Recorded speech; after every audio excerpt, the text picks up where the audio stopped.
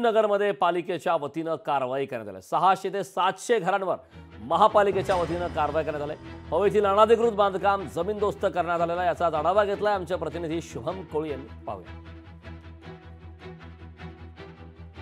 एवढे वर्ष झालेत मुलं बाळाने आता जायचं कुठं आम्ही? आमच्या घरावर कारवाई केली ह्या लोकांनी। कसं करायचं आता आम्ही पावसामध्ये? आमचे घरच नाही तर आम्हाला। आता आम्ही असंच राहतात ना रोडाला।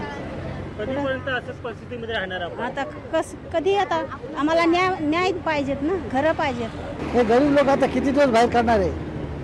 एक रुपया जमा करून त्यांनी संसार जमवलेले एका मिनिटामध्ये उद्ध्वस्त केलेले। कोणाजवळ गॅस नाही आहे, कोणाजवळ खायला नाही आहे, पाणी नाही आहे। त्यांना एवढं बी केलं नाही की बाबा तू मधून सामान काढण्यापर्यंत बी चान्स नाही दिलेले।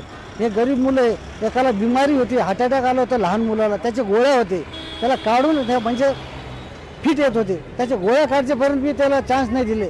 असं काय अन्याय केले यांनी? तब्बल 700 ते 800 घरांवर बुलडोजर फिरवल्यानंतर त्या कुटुंबाने ह्याच प्रकारच्या तंबूंमध्ये या ठिकाणी त्यांचा ठिय्या मांडलेला आहे। भर पावसामध्ये प्रशासनाने ही कारवाई केल्यानंतर या नागरिकांवर आता चक्क याच तंबूमध्ये राहण्याची वेळ आलेली आहे। इतकंच नव्हे तर या ठिकाणी काही जणांना पोलिसांनी अरेस्ट देखील केलेला आहे।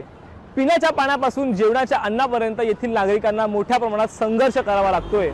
तर अनेक विद्यार्थ्यांचे देखील हाल या कारवाई दरम्यान झालेले आहेत।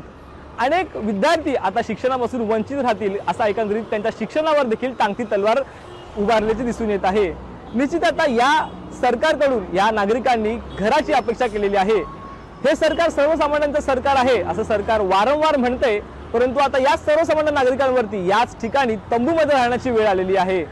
सर्वसामान्यांचे प्रश्न हे सरकार कशा प्रकारे मार्गी लावेल व पवईतील नागरिकांच्या समस्या हे सरकार कशा प्रकारे सोडवेल आता हेच पाहणं महत्त्वाचं ठरणार आहे। शुभम कोळी, लोकशाही मराठी, मुंबई। लोकशाही मराठी ऐका, पहा, जागरूक रहा।